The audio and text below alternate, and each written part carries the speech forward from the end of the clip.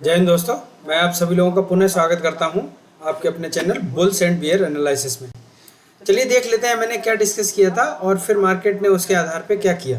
तो सबसे पहले तो मैं निफ्टी के बारे में बात कर रहा हूं। तो निफ्टी में मैंने जो डिस्कस किया था वो ये था कि हम सबसे पहले अगर गैप अप मार्केट खुलता है और लगभग यहाँ तक अगर जाता है तो हम क्या करेंगे, 10 या 20 पॉइंट का एसएल डाल के और हम इसको सेल करने की कोशिश करेंगे।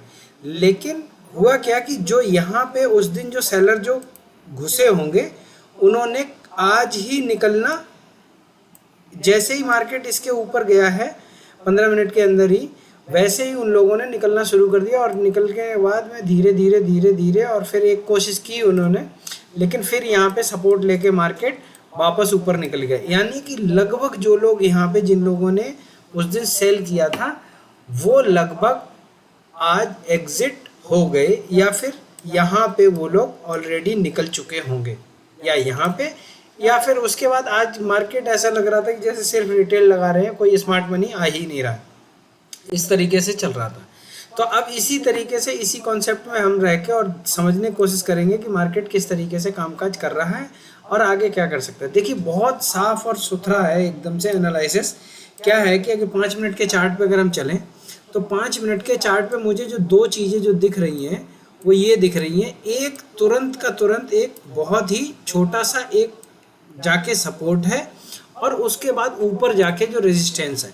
तो मैं ये मान के चल रहा हूँ कि अगर मार्केट कहीं पे यहीं कहीं खुलती है तो एक बार, ये स्पेशली निफ्टी का बता रहा हूँ, तो एक बार अगर 720 के आसपास मार्केट खुलती है तो एक बार कोशिश ये करना कि मार्केट को यहाँ नीचे आने देना, और यहाँ जब रिवर्सल हो करीब 18,690 को जब क्रॉस करके यहाँ पे और मार्केट जब ऊपर चले तो एक ट्रेड बनती है, और वो भी कोई बड़ी ट्रेड नहीं है।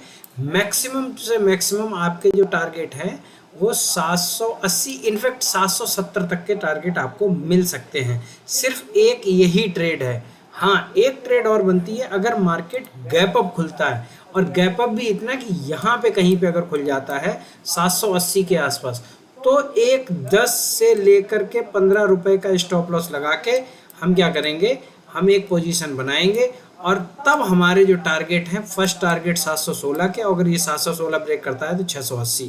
और मैं कल उम्मीद ज़्यादा कर नहीं रहा हूँ कि ये जो मार्केट है वो एक आपको लंबा मूव देने वाला है।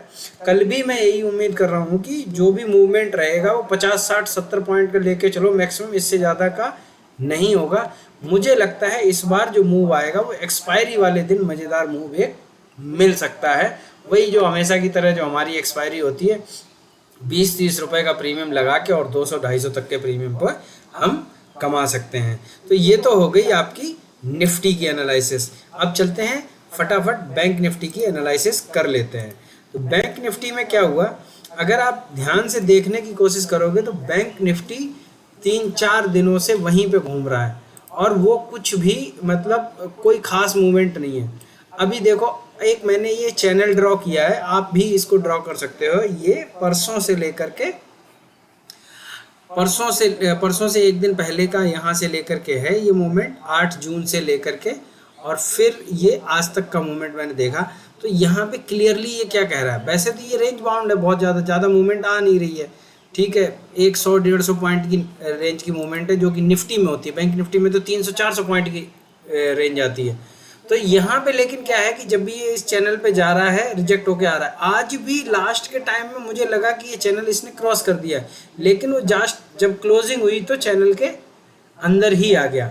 अब इसका मीनिंग क्या है, इसका मीनिंग सिंपल सा है कि अगर मार्केट खुल के कहीं भी खुले, यहाँ खुले, इसके ऊपर खुले, अगर ये किसी तरह खुल के चैनल के अंदर आ जाती है तो ये वाला हाई जो है इसका स्टॉप लॉस डाल के हम सेल करेंगे, और हमारा फर्स्ट टारगेट मिडिल पॉइंट, क्योंकि इससे ज़्यादा उम्मीद नहीं कर रहा हूँ, और मैक्सिमम जो टारगेट है वो 800 तक के हैं, इससे ज़्यादा कोई टारगेट नहीं हो सकते।